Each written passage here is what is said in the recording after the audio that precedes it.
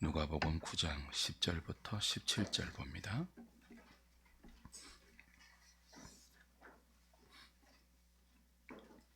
신약 성경 107페이지 누가복음 10장 9장 10절부터 17절까지 제가 한 절, 여러분이 한 절 교독합니다. 사도들이 돌아와 자기들이 행한 모든 것을 예수께 여쭈니 데리시고 따로 베세다라 하는 고을로 떠나가셨으나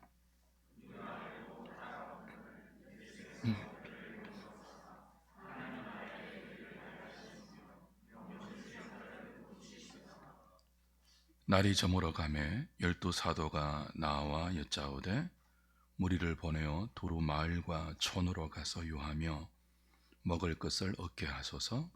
우리가 있는 여기는 빈들이니이다.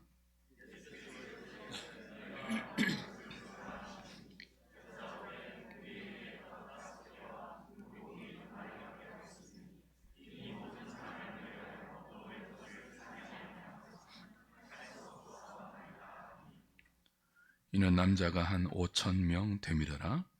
제자들에게 이르시되 때를 지어 한 50명씩 앉히라 하시니 16절 17절 같이 봅니다. 예수께서 떡 5개와 물고기 2마리를 가지사 하늘을 우러러 축사하시고 떼어 제자들에게 주어 무리에게 나누어 주게 하시니 먹고 다 배불렀더라. 그 남은 조각을 12바구니에 거두니라. 아멘. 함께 읽은 본문이 예수께서 떡 5개와 물고기 2마리로 남자만 5,000명이 넘는 많은 무리들을 먹인 유명한 사건입니다. 사복음서가 모두 기록할 정도로 중요한 내용이죠. 그러나 정작 그 본의보다는 단순한 기적 정도로 이해하는 분들이 많습니다. 예수님이 행하신 기적, 그리고 앞서 12사도들에게 위임하신 권능, 그 권능으로 허락되는 이 기적들은 단순한 기적이 아닙니다. 무엇이라고 했습니까? 사인, 표적입니다. 표적은 그 기적이 하나님의 아들 메시아를 가리켜주는 안내판 역할을 하고 그 메시아가 가져오는 하나님의 나라가 그 기적을 통해 지금 여기 도래해 있음을 보이는 사인입니다. 12사도들이 그런 위임받은 권능을 가지고 이스라엘의 각 고을로 가서 복음을 전하고 돌아왔습니다. 그리고 그들의 사역을 주님께 보고하죠. 주님은 그들의 지치고 고난 육신을 달래기 위해서, 휴식을 주기 위해서 따로 벳세다라는 고을로 제자들을 데리고 가십니다. 다른 복음서를 보면 그들에게 휴식을 주기 위해서라고 목적을 밝히고 있죠. 그런데 어떻게 알았는지 많은 무리들이 예수님과 사도들의 일행을 따라왔습니다. 주님은 이들을 영접하시고 하나님 나라의 이야기를 일러주시고 병자를 고쳐주십니다. 은혜로운 현장에, 그 은혜가 베풀어지고 있는 현장에 날이 저물었습니다. 그리고 먹어야 할 끼니 때가 되었습니다. 지금 많은 무리들이, 적어도 남자만 5,000명이죠. 여자들이 더 많이 예수를 따랐다고 가정할 때 10,000명 이상은 되지 않겠습니까? 그 많은 무리들이 예수를 따라왔고 주님으로부터 은혜로운 하나님 나라의 말씀을 들었습니다. 병자가 고침을 받았습니다. 그들이 모여있는 현장은 은혜의 현장입니다. 얼마나 행복했겠습니까? 하늘의 설교를 들었지 않습니까? 저의 설교와 비교가 되겠습니까? 제자들의 전파와 비교가 되겠습니까? 예수님의 말씀을 들었습니다. 병이 나았습니다. 기쁨이 있었고 영원히 행복함을 느꼈습니다. 우리의 신앙에 이런 순간이 계속되면 얼마나 좋겠습니까? 그러나 현실은 그렇지 않죠. 예수님이 계시고 주의 말씀도 들려오고 병고침의 은혜도 맛보고 있지만 어김없이 날은 저물었습니다. 그리고 배가 고픈 끼니 때가 찾아왔습니다.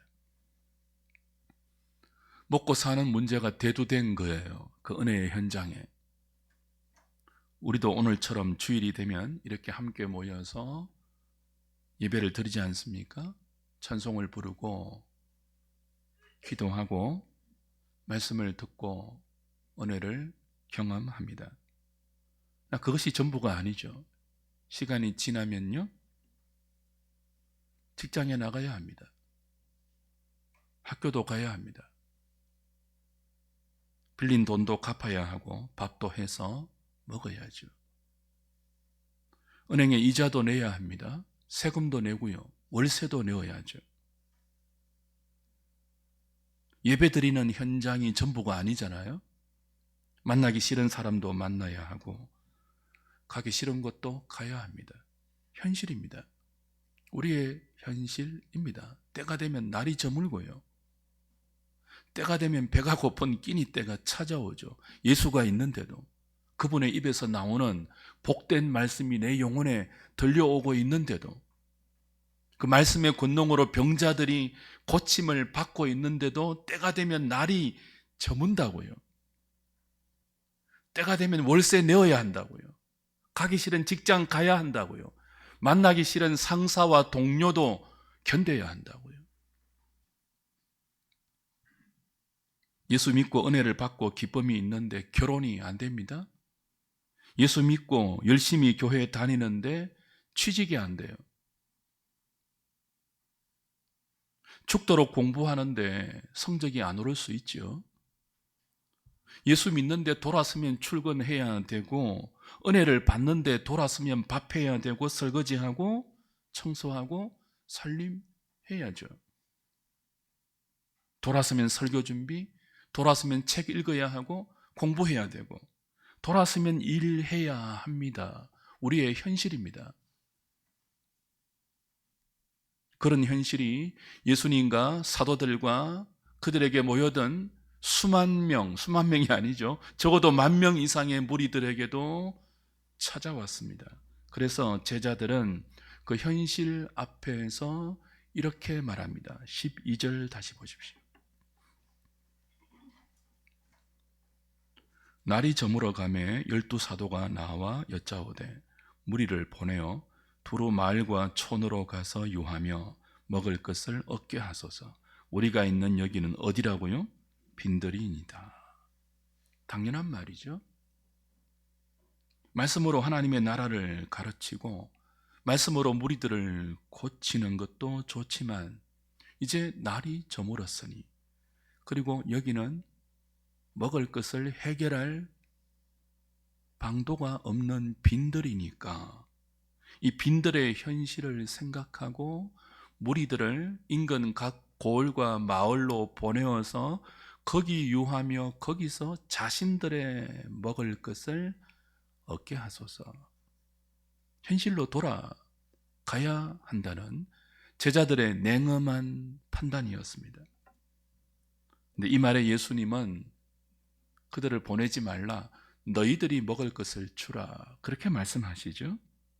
제자들이 먹을 것을 해결해 주라고 합니다. 먹을 것이 없잖아요, 제자들에게. 돈이 있어도 여기는 아무 음식도 사지 못하는 빈들이지 않습니까? 그 현실을 몰라서 주님이 제자들에게 이런 황당한 명령을 하십니까? 이 텅 빈 들판에서 무슨 수로 제자들이 남자만 5천 명이 넘는 이 거대한 무리를 먹일 수 있겠습니까? 그런데 왜 예수님은 너희가 먹을 것을 주라고 하시죠? 우리 주님은 현실을 모르는 분입니까? 저 딴 나라에 사시는 분입니까? 왜 이런 황당한 명령을 하시고 도저히 불가능한 일을 억지로 분부하시는 것 같습니까? 이때가 중요하죠. 주님이 우리에게 도저히 불가능한 일을 말씀하실 때 세상을 몰라서, 우리의 현실을 몰라서 하는 말이 아닙니다. 다 아십니다. 그런데도 이 말을 하실 때는 주님께서 하실 일이 있다는 뜻입니다. 주님께서 준비해 놓으신 기적이 있다는 의미예요. 주님이 왜 저러실까? 너무 나의 현실을 모르는 분 아니야? 구름 속을 사시는 분인가? 이슬만 먹고 사는 분인가? 그런 생각이 들면서 주님의 말씀과 명령과 요구가 황당하게 들릴 때 그때가 중요하다고요? 왜 이런 말씀을 하신다고요? 당신이 하실 일이 있기 때문에 그래요. 그 당신이 하실 일은 우리가 상상하지 못할 기적이라는 뜻입니다.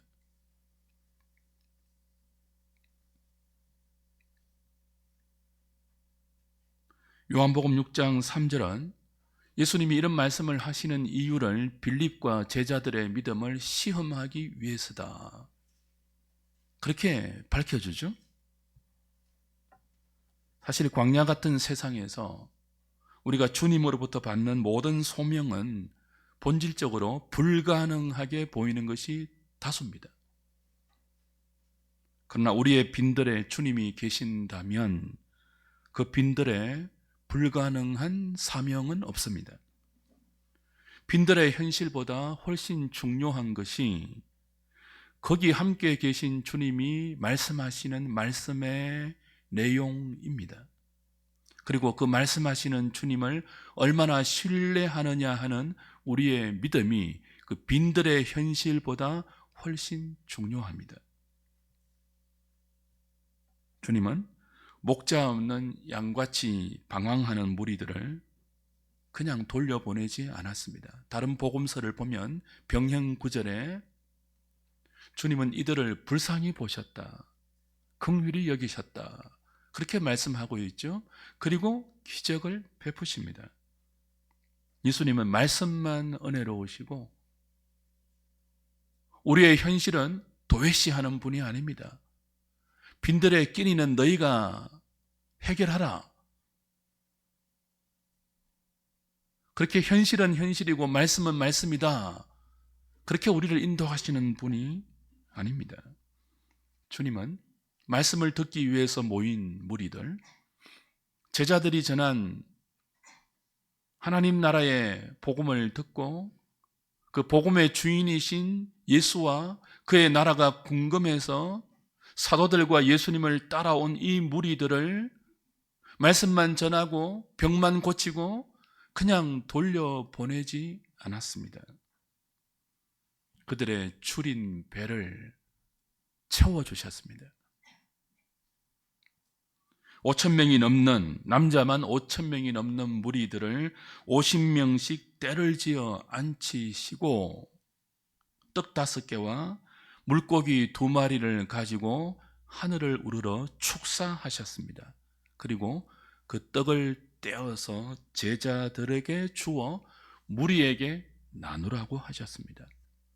그러자 모두가, 그 많은 무리가 배불리 먹고, 원 없이 먹었다, 요한복음은 그렇게 말하죠. 원 없이 배불리 먹고 남은 조각이 12바구니에 차고 넘쳤습니다. 오늘 주님께서 우리의 추림배도 이렇게 채워주시기를 바랍니다. 오늘 주님께서 우리의 일상의 현실을, 그리고 우리 현실의 필요를 아시고 공급해 주시기를 바랍니다.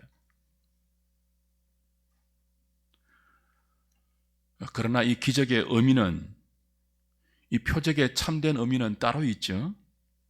주님은 먹고 마시는 이 표적을 통해서 우리 일상의 필요가 어떻게 하늘로부터 공급되며 그것을 통해 주의 백성들이 어떻게 믿음으로 살아야 하는지를 가르쳐 주십니다. 평행 구절인 요한복음 6장 가보십시오. 1절부터 5절입니다.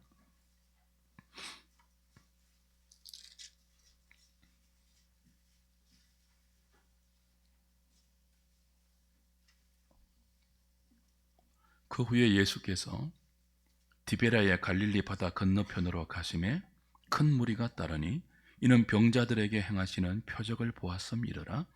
예수께서 산에 오르사 제자들과 함께 거기에 앉으시니 마침 유대인의 명절인 유월절이 가까운지라. 예수께서 눈을 들어 큰 무리가 자기에게로 오는 것을 보시고 빌립에게 이르시되 우리가 어디서 떡을 사서 이 사람들을 먹이겠느냐 하시니, 그리고 이제 오병이어의 기적이 베풀어집니다. 자, 요한복음 6장은 이 오병이어의 기적이 베풀어지는 그 시간적인 배경을 유월절이라고 밝힙니다. 유월절을 배경으로 해서 이 표적을 허락하시죠.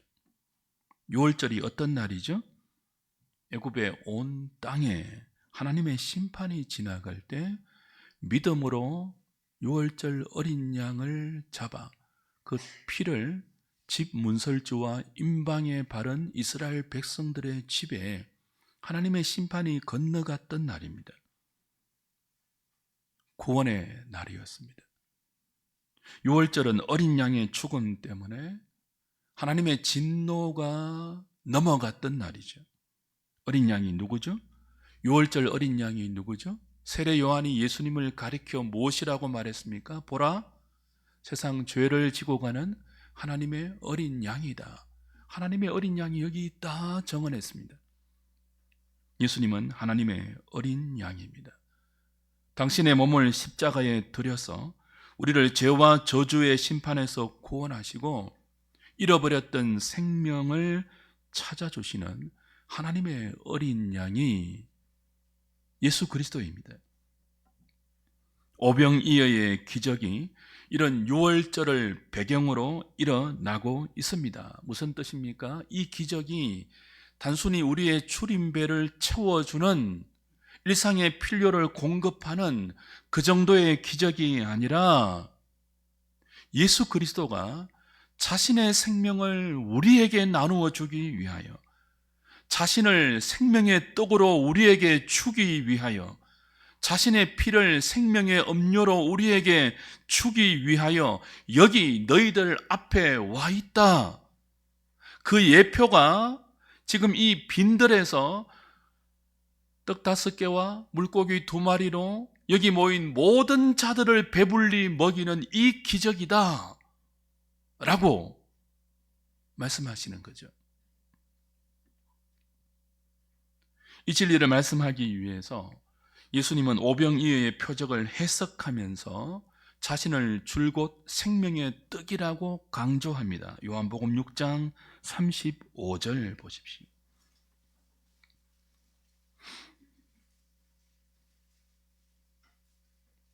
이제 예수님이 조금 전에 베푸신 오병이어의 기적을 무리들 앞에 해석해 주는 장면이에요. 예수께서 이르시되 나는 생명의 떡이니 내게 오는 자는 결코 줄이지 아니할 터이요 나를 믿는 자는 영원히 목마르지 아니하리라. 넘어가서 48절 봅니다. 내가 곧 뭐라고요? 생명의 떡이다. 예수님은 자신을 생명의 떡이라고 말씀해 주십니다. 뭐 하고 나서요? 방금 오병이어의 기적 떡 5개와 물고기 2마리로 적어도 남자만 5,000명이 넘는 거대한 무리를 먹이신 뒤에 내가 생명의 떡이다라고 말씀하신다고요. 이 떡을 먹는 자는 산다 그렇게 말씀하십니다. 근데 이 떡은 어떤 떡입니까? 33절 다시 보십시오. 하나님의 떡은 어디에서 내려온다고요?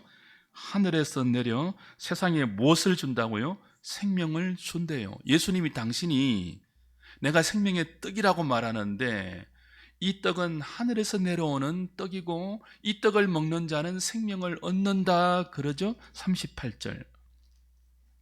내가 하늘에서 내려온 것은 내 뜻을 행하려 함이 아니요 나를 보내신 이의 뜻을 행하려 함이라. 50절. 이는 하늘에서 내려오는 떡이니 사람으로 하여금 먹고 죽지 아니하게 하는 것이니라. 예수님은 자신을 생명의 떡이라고 말씀하시면서 하늘에서 내려왔다. 나는 하늘에서 내려온 생명의 떡이고 이 생명의 떡으로 너희들을 먹이기 위한다, 원한다. 그렇게 말씀하시죠. 주 안에 사랑하는 여러분, 예수님은 땅에서 난 분이 아닙니다. 땅에서 난 위인 정도가 아닙니다. 소크라테스, 공자, 석가모니, 수많은 철인이나 수많은 영웅들처럼 땅에서 난 인생 중에 독특하고 유별나고 존귀한 그 정도의 분이 아니라 하늘에서 내려온 분이에요. 우리에게 생명을 주기 위해서 자신을 생명의 떡으로 주기 위해서 하늘 보좌를 버리고 육신을 취하신 하나님의 아들이십니다. 누구든지 이 떡을 먹으면 생존하는 삶 정도가 아니라 하늘에 속한 생명을 얻게 됩니다. 51절 봅니다. 요한복음 6장 51절 같이 읽을까요? 시작. 나는 하늘에서 내려온 살아있는 떡이니 사람이 이 떡을 먹으면 영생하리라. 내가 줄 떡은 곧 세상의 생명을 위한 내 살이니라 하시니라. 예수님은 하늘에서 내려온 생명의 떡인데 이 떡을 먹으면 사람들이 생명을 얻는데 한 걸음 더 나가죠. 그 생명의 떡이 곧 내 살이라 그럽니다. 누구든지 내 살을 먹으면 영생을 얻는다 그럽니다. 그러니 듣고 있던 유대인들이 이렇게 말합니다. 52절 보십시오. 그러므로 유대인들이 서로 다투어 이르되 이 사람이 어찌 능히 자기 살을 우리에게 주어 먹게 하겠느냐. 말이 안 되잖아요. 우리가 식인종입니까? 우리가 어떻게 예수의 살을 먹습니까? 떡을 먹는 거는 모르겠어요. 근데 어떻게 우리가 예수님의 살을 먹겠습니까?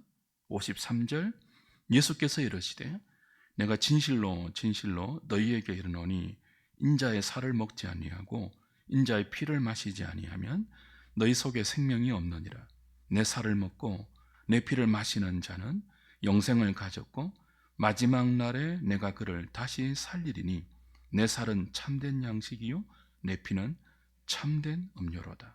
내 살을 먹고 내 피를 마시는 자는 내 안에 거하고 나도 그의 안에 거하나니 살아계신 아버지께서 나를 보내심에 내가 아버지로 말미암아 사는 것 같이 나를 먹는 그 사람도 나로 말미암아 살리라. 이것은 하늘에서 내려온 떡이니 조상들이 먹고도 죽은 그것과 같이 아니하여 이 떡을 먹는 자는 영원히 살리라.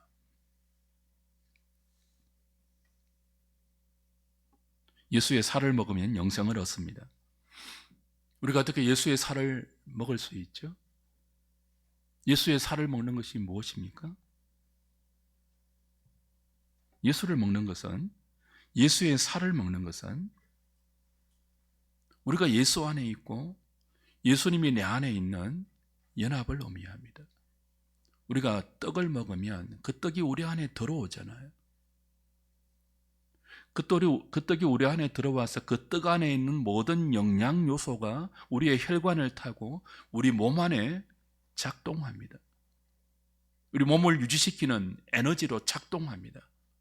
우리는 그 먹는 양식을 통하여 우리 육체의 그 모든 것들을 유지합니다. 우린 양식으로 말미암아 삽니다. 예수의 살을 먹는 것이 무엇입니까? 예수로 말미암아 사는 것이라고 주님 말씀하죠.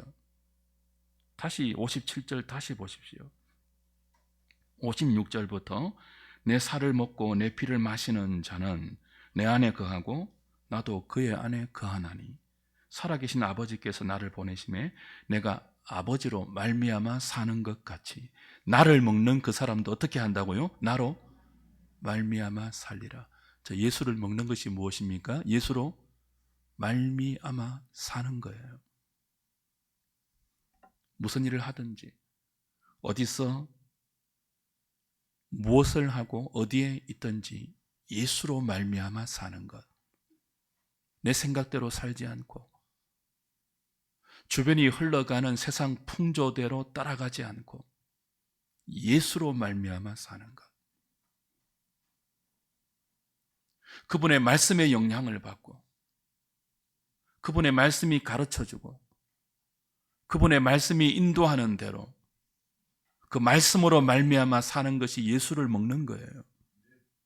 그것이 예수 믿는 것이고 그것이 생명에 속한 삶이에요. 생존하기에 급급한 빈들에서 때가 되면 배가 고픈데 해결할 방안이 없는, 그래서 여기저기 양식을 찾아 방황하고 유리하는 저 목자 없는 양 같은 인생을 불쌍히 보신 하나님의 아들이 아버지의 명을 따라서 이 땅에 보냄을 받아 육신을 입고 오셔서 자신의 살을 우리에게 찢어주시고 자신의 피를 우리에게 흘려주시면서 내 살을 먹어라, 내 피를 마셔라, 참된 양식이고 참된 음료다, 누구든지 내 살을 먹고 마시면 영생을 얻고 내가 그 안에 들어가 그로 하여금 나로 말미암아 삼는 믿음을 줄 것이다. 그게 진짜 사는 거란다, 얘들아. 그걸 가르쳐 주기 위해서 그 참된 삶의 안내판을 이 표적을 통하여서 보이노니 지금부터 빈들에서 너희들에게 오병이어의 기적을 통하여 먹고 살리신 나를 인하여 나로 말미암아 새로운 삶을 한번 살아보지 않겠니? 하는 도전이 오병이어의 표적입니다. 지금 사람들은 하나님을 영화롭게 하며 영원토록 그를 즐거워하는 인생의 본분대로 살지 않습니다. 누가 하나님을 즐거워합니까? 누가 하나님이 그 인생의 가장 기쁜 엔조이의 대상이 되어 있습니까? 사람들은 전부 하나님 대신 세상의 헛된 영광을 구합니다. 그러다가 때가 되면 날이 저물고요. 그러다가 때가 되면 배가 고프고요.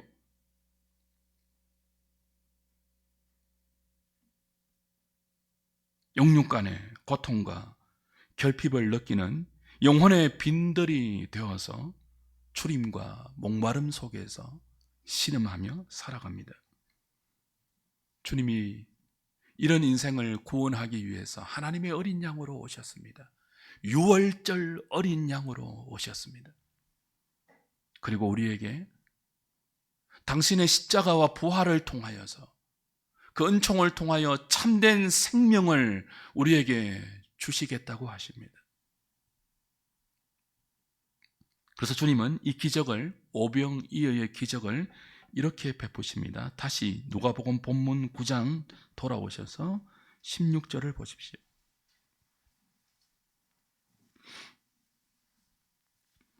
9장 16절.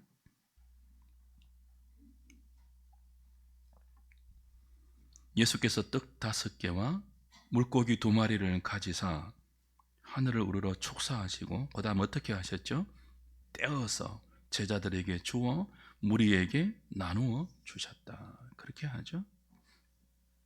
자, 떡을 그냥 나누어 주지 않고요. 자, 돌려라. 떡을 돌려서 다 그냥 자기들이 알아서 떼먹지 않고요. 예수님이 떼어서 12사도에게 하나씩 주었다고요. 계속 떼어서 주십니다. 굉장히 중요한 의미가 있죠. 마태복음 26장 26절 가보십시오. 마태복음 26장. 최후의 만찬에서 12사도와 함께 주님이 성찬식을 제정해 주십니다. 그때 이렇게 말씀하세요. 26장 26절. 자, 그 식사 시간에 26절, 그들이 먹을 때에 예수께서 떡을 가지고 축복하시고 어떻게 해요? 떼어서 제자들에게 주시며 이르되 받아서 먹으라, 이것은 내 몸이니라 하시고. 제자들에게, 열두 사도들에게 예수님 당신이 직접 떡을 떼어서 받아 먹어라, 이게 내 몸이다, 내 살이다, 너희를 위하여 찢기는 내 살이다, 그렇게 말씀해 주십니다. 주님이 떼어주신 떡은 당신의 부서질 육신을 의미합니다. 잠시 후에 주님은 십자가로 가십니다. 그리고 그 십자가에서 찢기십니다. 피 흘리십니다. 생명의 떡으로 오신 예수님은 그렇게 자신을 떼어서 제자들을 먹이고 우리를 먹이십니다. 우리를 살리십니다.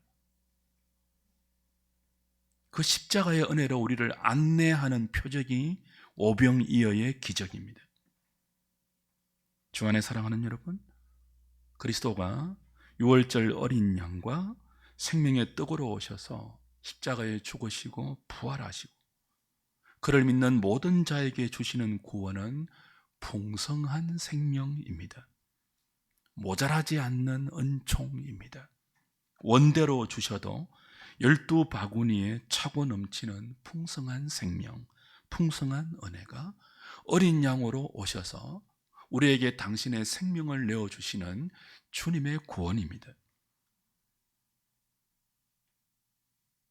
이 풍성한 생명을 누리려면 어떻게 해야 할까요? 어떻게 해야 될까요? 여러분, 이 그리스도가 우리에게 자신을 생명의 떡으로 주시면서 약속하신 그 그리스도 안에 있는 자에게 허락되는 그 풍성한 생명을 여러분의 것으로 누리고 있습니까?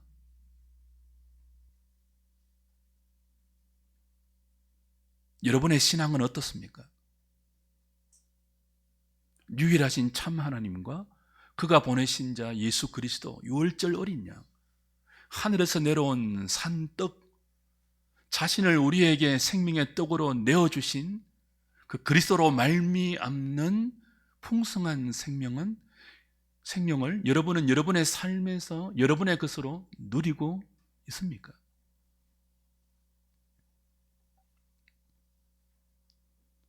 주님이 우리의 일상적인 필요와 먹고 사는 문제를 해결해 주실 때 그 은혜는 우리를 하나님께로 인도하기 위한 안내판입니다. 우리의 일상이 주님의 은혜로 채워지고 공급될 때 그걸 그냥 지나가고 또 다른 필요를 위해서 여러분의 생각과 마음과 실존을 그 필요를 따라 반응하면 그리스도로 말미암는 삶이 요원해져요. 여러분은 필요로 말미암는 삶이 그 생존의 급급한 삶이 될 수밖에 없어요. 주변을 한번 돌아보세요. 하나님 모르는 수많은 사람들, 그들이 가진 물질과 그들이 누리고 있는 건강과 지위와 힘과 권력과 상관없이 모든 하나님 없는 인생들이 그때그때 대두되는 필요에 따라서 움직이지 않습니까? 필요로 말미암아 삼지 않습니까? 이 필요가 해결되면 또 다른 필요가 생기고 이 문제가 해결되면 또 다른 문제가 대두되면 그 문제, 이 필요, 저 문제에 따라서 허둥지둥하며 마치 빈들의 영혼과 같이 시시각각 변하는 또 다른 종류의 주림과 목마름을 가지고 유리하고 방황하고 있지 않습니까? 여러분은 어떠신지요? 먹고 사는 문제가 주님의 은총으로 해결되었습니까? 그럼 그 은혜는 여러분을 어디로 인도하고 있습니까?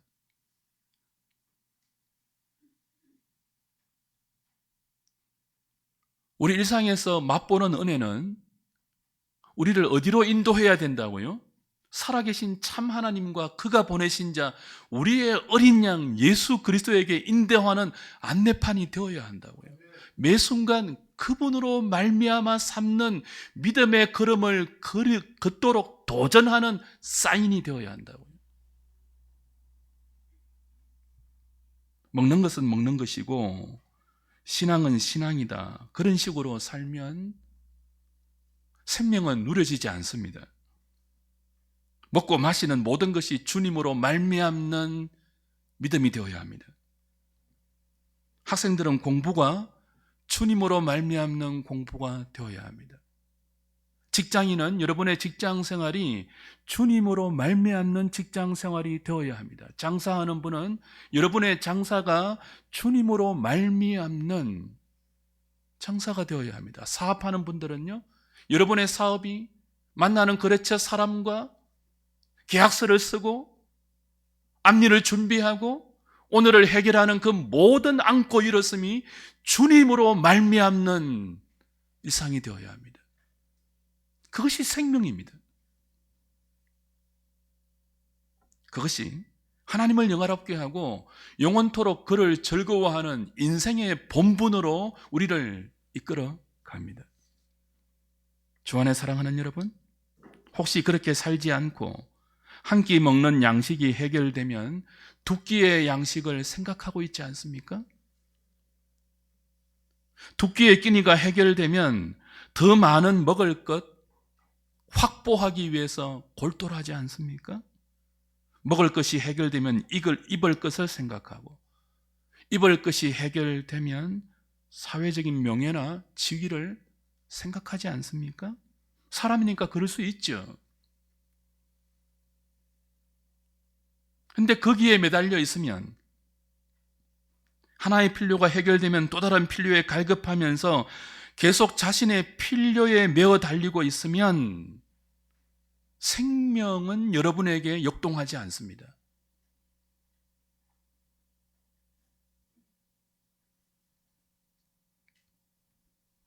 오늘 주님이 빈들에서 오병이어의 표적을 허락하신 이유가 무엇입니까? 이렇게 끝없이 자신의 욕망에 매여 생존의 삶을 살기에 급급한 우리를 불쌍히 보시고 건져 생존에서 생명으로, 사망에서 생명으로, 어둠에서 빛으로 자신으로 말미암고 필요로 말미암는 삶에서 그리스도로 말미암고 하나님으로 말미암는 삶으로 우리를 인도하기 위해서입니다. 신앙은 이동입니다. 주님으로 말미암아 내가 발을 딛고 내 방식과 내 수단으로 말미암는 삶에서 그리스도의 말씀이 인도하는 삶으로의 이동입니다.